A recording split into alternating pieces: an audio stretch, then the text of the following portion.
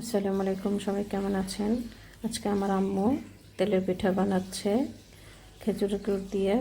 মায়ের হাতের পিঠার মজাই আলাদা। তো কিভাবে বানাচ্ছে আমার আম্মু তাই আপনাদের সাথে শেয়ার করছি।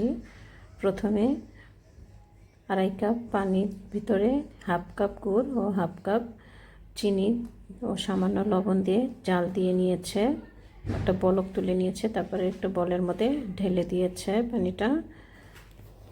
এখানে 3 কাপ চাউলের গুঁড়া ও 1.5 কাপ ময়দা দিয়ে মাখানো হয়েছে।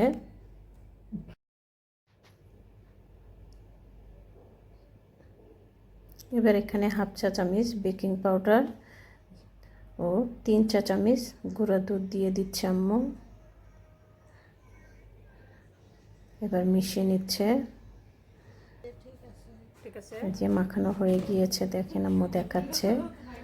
তো যতটুকু মাখানো যাবে ততটাই পিঠাটা মজা হবে। তো এই যে রেডি হয়ে গিয়েছে। আম্মু এর ভিতরে একটু কালো জিরাও দিয়েছে। তো দেখেন আম্মু পিঠাটা বানাচ্ছে। পিঠাটা দেওয়ার কিছুক্ষণের মধ্যে দেখেন মাশাআল্লাহ পিঠাটা কি সুন্দর ফুলে উঠেছে। তো পিঠাটা হয়ে গেছে, আম্মু তুলে নিচ্ছে এবার।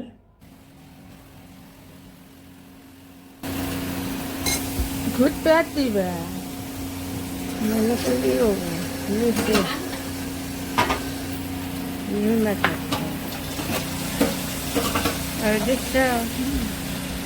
হাত কাপের জন্য যে কচু নিতে পারি না।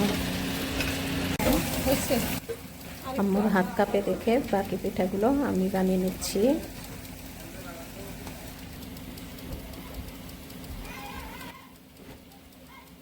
ওই লাগছে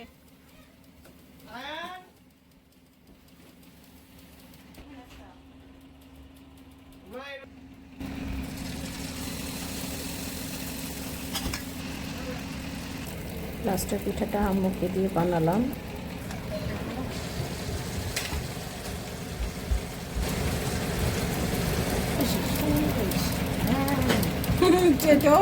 লাস্টের পিঠাটাও দেখেন ফুলে উঠছে।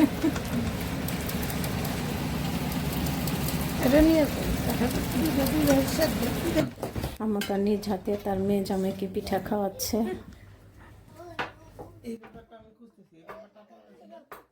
তেলে পিঠা খাচ্ছিস শাশুড়ির বাসায়। আসছিলাম 1 সপ্তাহ আগে, আজকে চলে যাব। যাওয়ার আগে তেলে পিঠা ভাজি খেয়ে যাচ্ছি শাশুড়ির হাতে তেলে পিঠা ভাজি। বসে খাও। হ্যাঁ হ্যাঁ পিঠাগুলো অনেক সুন্দর হয়েছে। ভাইয়া পিঠা কেমন লাগছে সেটা বললেন না? অনেক মজা। মায়ের হাতের পিঠার মজাই আলাদা। আবার কোন দিন আসবো ঠিক নেই, মিস করবো আর কি। আবার শুনে তুমি কি খাচ্ছ? তেলি পিঠা কচু উলিব বলি। আব্বাজান তুমি 2 হাতে 2টা পিঠা নিয়েছো।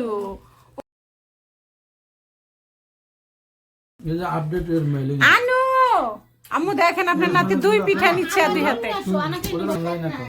তার ছোট মেয়ের জামাই আসে নাই, সেজন্য তার ছোট মেয়ের জামাইয়ের জন্য পিঠা তুলে দিচ্ছে নিয়ে যাওয়ার জন্য। তো সবাই আমার আম্মুর জন্য দোয়া করবেন, আল্লাহ তার যতদিন হায়াত রেখেছে যে যেন সুস্থ মতো বেঁচে থাকে। তো আজকে এই পর্যন্তই। আল্লাহ হাফেজ, আসসালামু আলাইকুম।